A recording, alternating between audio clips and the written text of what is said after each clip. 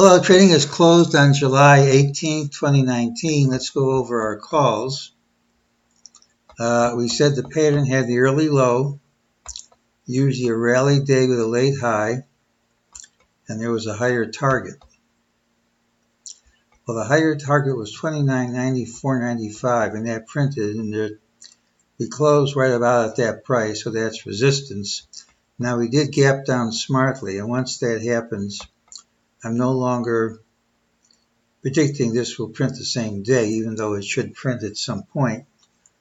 But I'm not predicting it won't print, and just not going to take any credit for the fact that it did. During the day, we got an ultimate sell signal here. We got the minimum. We really don't have to get more than this, but usually we do, especially when MEJT says this rally is false, gives us a target of 2983.50, most likely to print tomorrow. That'll be my call, but as always, if we gap up smartly, I'm no longer predicting it, even though it should print at some time.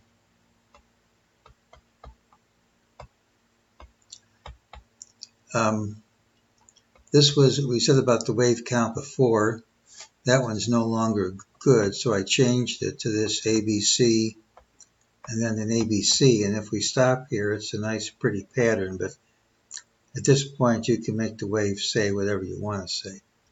Friday's pattern has the early low, but we could gap up first.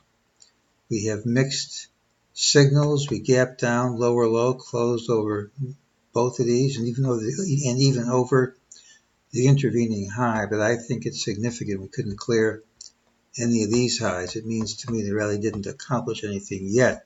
It still could accomplish something if we gap up tomorrow. We do have a lower target. Target's canceled if we go up. Standard rules for mixed signals. Commonest is a gap and quick move outside today's range. Next most common close, little change, that should be a D. And big move the next trading day, and neither of those things happen. Doesn't happen too often, but it happened this week.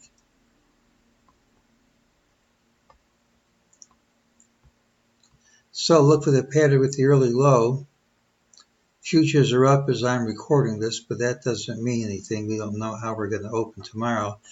Unless we gap up smartly, that's my call.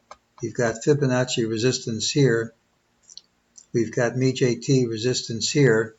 And the fact that we cleared them overnight doesn't mean anything to me. We'll still have to see how we open tomorrow to see if that prints. And that's today's call.